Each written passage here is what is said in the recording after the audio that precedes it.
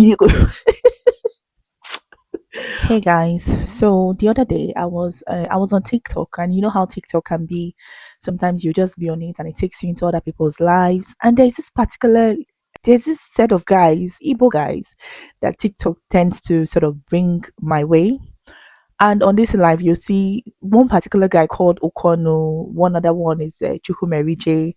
And then they have these conversations that it takes me to Ndimboche. Do you know what Ndimboche? Ndimboche is olden days Igbo land, the sort that you would read in Okonkwo.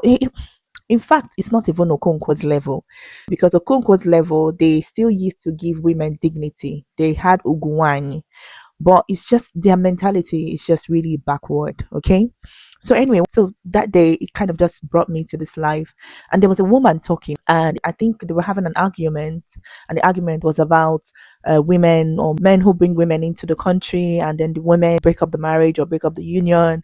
And so the men were, I think they were trying to say that it happens to men, but that women who bring men into the country, the men sort of stick with the women.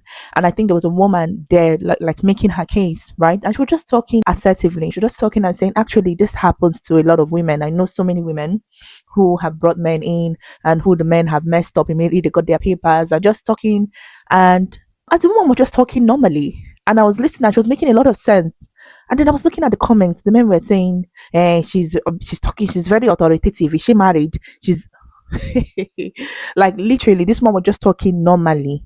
She was not, because a lot of times when I've chanced upon these men, their lives, you see them, maybe if they call a woman, they bring people up. And then there was one where I remember that they brought a woman up, and then they were asking her, I think she was saying she's a nursing student, either that she's a nursing in Nigeria. And they were asking her, so what will you do if you marry someone who is abroad? She's like, no, I'm going to make sure I keep the marriage, blah blah blah blah blah. How can somebody bring me? And I know I will make sure I keep. I do like, hey, name my cousin. No, I like Moti Sekwoku. I like how soft spoken you are.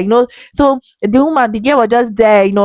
You could see her being validated in their praise. You know how you are. It's you. Oh Jesus! You could see the how she was preening like is it peacock now, and everybody just validating you and just telling you how, oh ne, I like him, no, oh ikurofuma, like you spoke well, they were just really speaking.